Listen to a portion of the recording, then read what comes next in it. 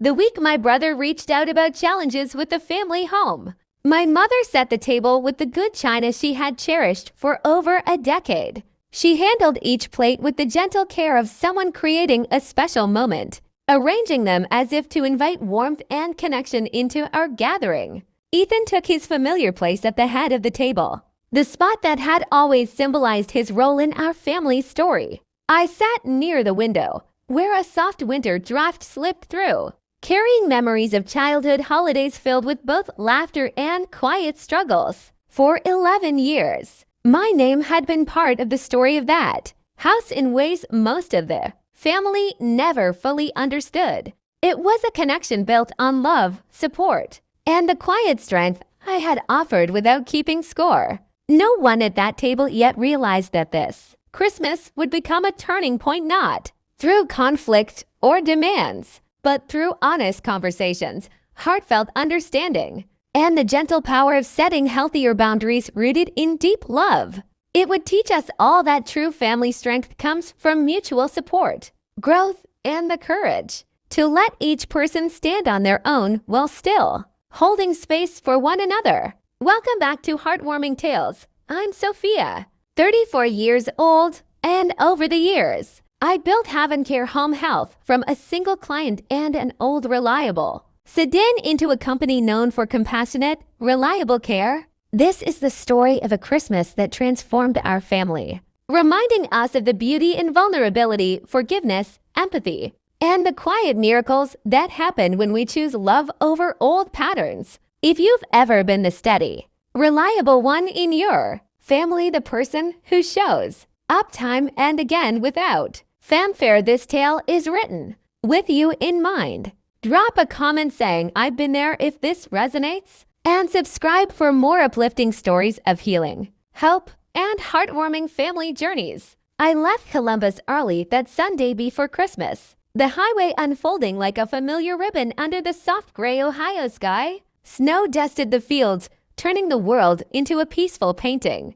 The drive took an hour and 15 minutes, each mile bringing me closer to the street where I grew up in Dayton. The same festive wreath hung on the front door, its red bow slightly faded from years of seasons. In the yard, the plastic reindeer still leaned at that charming, lopsided angle my father had placed years ago. Inside the house, the old starburst clock on the wall ticked steadily, its rhythm a comforting soundtrack to the quiet pauses in family conversations, the spaces where words of love sometimes waited to be spoken more fully. My mother, Eleanor, was in the kitchen, carefully pulling a fragrant clove-studded ham from the oven.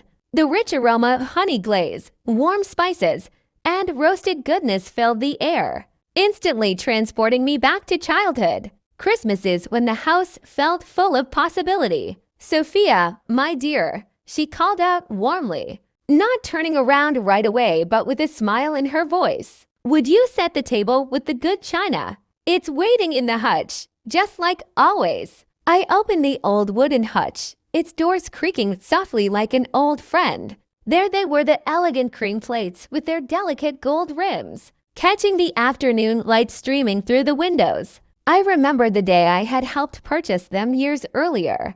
At 23, fresh into my caregiving career, I had used my own credit card when Mom's was having issues, wanting to contribute to Ethan's housewarming. It had felt good to help make the occasion special. I had never asked for repayment. It was simply an act of sisterly love. Now I arranged each plate with care, creating 6 beautiful settings. Ethan's at the honored head, mine by the window where the soft light and occasional draft reminded me of my place in the family tapestry. My father, Robert, entered from the garage, bringing with him the comforting scent of tools, wood shavings, and engine oil. He clapped me gently on the shoulder, his hand warm and familiar. "There's our busy Sophia," he said with a proud smile, "the capable one who always keeps everything running smoothly. We're so glad you're here." In our family, I had long been known as the steady one, the helper, the person who didn't seem to need much in return.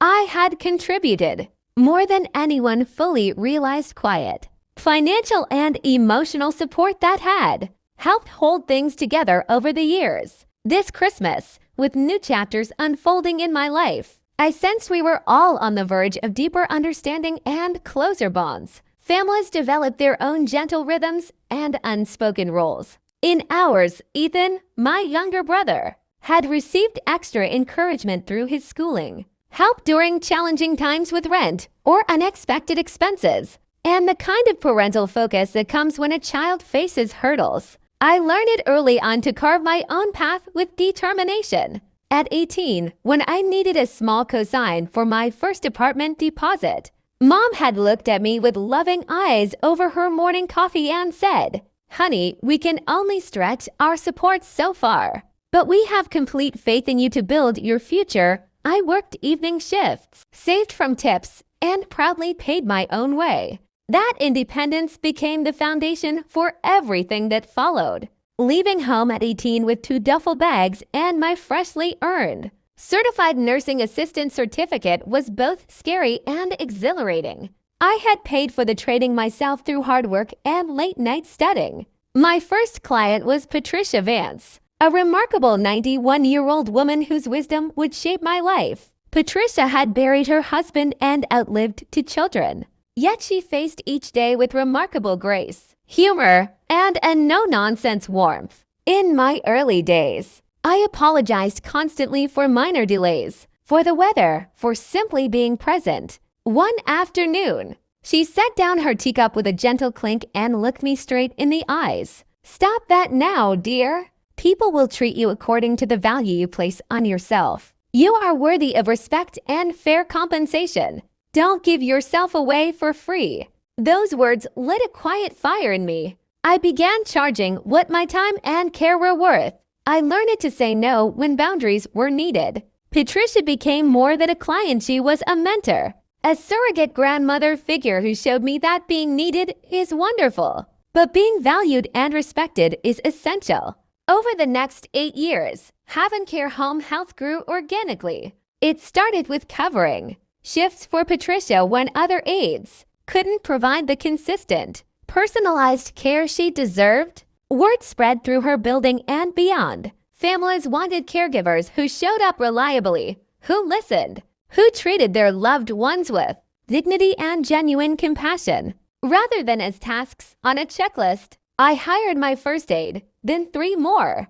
I ran the growing operation from my used sedan with over 200,000 miles and a folding table in my small apartment. Late nights were spent learning payroll systems, navigating state licensing requirements, mastering billing codes, and building schedules that put clients first. The name Care came from the idea of creating a hearth, a warm, safe center for every home we touched. I had spent my life trying to bring warmth to others, and now it was becoming my life's work. 8 years of dedication, heart, and ethical business practices led to an incredible opportunity. A larger health services organization noticed our reputation for reliability and compassionate care. After 4 months of careful due diligence meetings with lawyers, reviews of every process, and heartfelt negotiations to ensure every single caregiver kept their job and benefits, the company sold for $25 million. The mission would continue on an even larger scale, helping more families across the region. I sat in my car in the parking garage after signing the final papers, tears of gratitude in my eyes, and called Patricia first. Not my family yet, just Patricia. "You did it, Sophia," she said, her voice strong despite her age. "You built something beautiful. Now promise me you'll live with an open heart and never let anyone make you feel small for your success." I kept the news relatively quiet at first. I paid off my own modest home in Columbus, set aside funds for future dreams and good causes, and continued living simply and gratefully. But a local business article eventually reached my family through Ethan's wife, Brooke.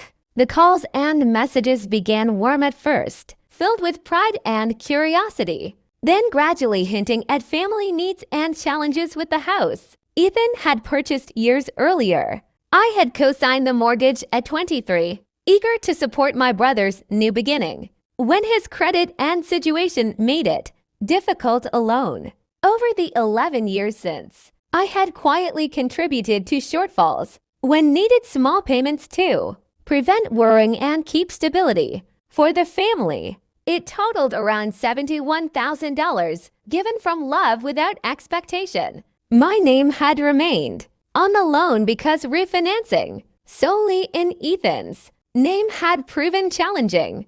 Now, with my success, it was time for open, loving dialogue about the future. I drove to Dayton that Christmas with an open heart, remembering Patricia's advice, don't run from the rooms where you belong. Dear, stand in your truth with kindness and strength. The house smelled of home the moment I walked in. Clove ham, cinnamon, pine from the tree, and the faint scent of my mother's favorite candles. We hugged longer than usual. Dad told stories from the garage. Mom fussed over everyone. And Ethan and Brooke shared updates about their life. The gold-rimmed plates shone under the dining room light, creating a beautiful, welcoming table. As we settled into dinner, Brooke gently brought up the news of Havencare. Sophia, we saw the article. What an incredible achievement. We're so proud. The room filled with genuine congratulations mixed with thoughtful questions. Mom's eyes shone with pride.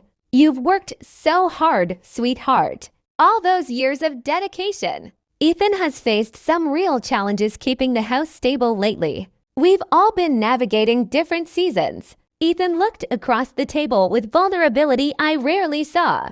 Things have been tight. The mortgage, unexpected repairs. It feels overwhelming sometimes. I've been thinking about how we can support each other as a family. I listened with empathy, my heart full. I shared my side gently, the co-signing years ago with hope, the quiet contributions over time, and my realization that healthy families thrive when everyone grows in responsibility and mutual respect. I love you all so much, I said softly, reaching for Mom's hand. I've always wanted to help in ways that lift us up, but I've learned that true support sometimes means encouraging each other too. Stand stronger together. Not one person carrying everything indefinitely. Tears flowed as we talked late into the night. Ethan opened up about his fears and pressures. Mom shared how she had always tried her best to balance love for both children, sometimes imperfectly. Dad admitted past choices weighed on him. We revisited memories, childhood games in the yard, holidays where laughter filled the rooms, and the challenges that had shaped us. No raised voices, no accusations, just honest sharing, apologies, and commitments to move forward with more awareness. I explained the mortgage details with kindness, how my name had stayed connected because of the original co-borrower status, and how quiet help had been given from love. It's time for the house to find its own solid footing, and for all of us to build in new, balanced ways. I'm here to talk through options, financial counseling, refinancing steps, or even a thoughtful sale if needed. We can do this as a family. The conversation stretched for hours. We laughed through tears, remembering funny family stories. Ethan hugged me tightly. I didn't fully see everything, sis. Thank you for everything you've done, Mom whispered. We're so grateful for you, Sophia. Let's make this the start of something even better. I stayed the night in my old room. The drafty window felt comforting now, a reminder of resilience. The next days were filled with more talks, planning, and reconnection. We visited Patricia together, Ethan, Brooke, and me bringing her favorite treats. She beamed, holding my hand. This is what family looks like when hearts open wider. In the months after that transformative Christmas, beautiful growth unfolded. Ethan worked diligently with the financial advisor I recommended. With family encouragement and practical steps, he improved his situation and refinanced the house successfully, releasing my name cleanly. The process strengthened him and brought us closer through weekly check-ins and shared victories. Mom and Dad began viewing me with fresh appreciation. We started new traditions. Monthly video calls focused purely on gratitude and good news. Potluck Sunday dinners where everyone contributed dishes and stories. And a family scholarship fund in Patricia's honor for aspiring caregivers. Patricia, at 92, attended the first ceremony in her wheelchair, gripping my hand with pride. "This is family money coming home the right way," she said, her eyes twinkling. We laughed until happy tears came. My parents downsized to a cozier home that suited their next chapter, finding joy in simpler pleasures like gardening and grandkid visits. Ethan and Brooke rebuilt with greater stability and teamwork. Our family circle expanded with deeper bonds, neighbors, caregivers from Haven Care, and new friends joining gatherings. I continued expanding Haven Care's mission, ensuring compassionate care reached more families. The old house with the maple tree found loving new owners expecting a baby, a perfect new beginning under its branches. Through it all, I carried Patricia's wisdom. Being needed is a gift, but true love includes boundaries that allow everyone to flourish. You can adore your family and still choose paths that honor everyone's growth. When you step back with kindness, space opens for miracles. The starburst clock still ticks at family dinners. The good china shines. Conversations are richer. Support flows both ways. And love feels lighter and stronger. If you've ever carried extra weight in your family while giving from the heart, remember, you are allowed to set it down gently when the time is right. You were never meant to hold the entire barn alone. Your light inspires others to rise. You can stand how you always could. And in doing so, you invite your loved ones to stand beside you in warmth and mutual respect. That Christmas wasn't an ending. It was the beautiful beginning of a warmer, wiser family chapter. Share this story with anyone who needs encouragement that families can heal, grow, and choose love every day. Comment below with your own heartwarming lessons or moments of gentle strength. Subscribe to Heartwarming Tales for more stories full of light, forgiveness, and hope.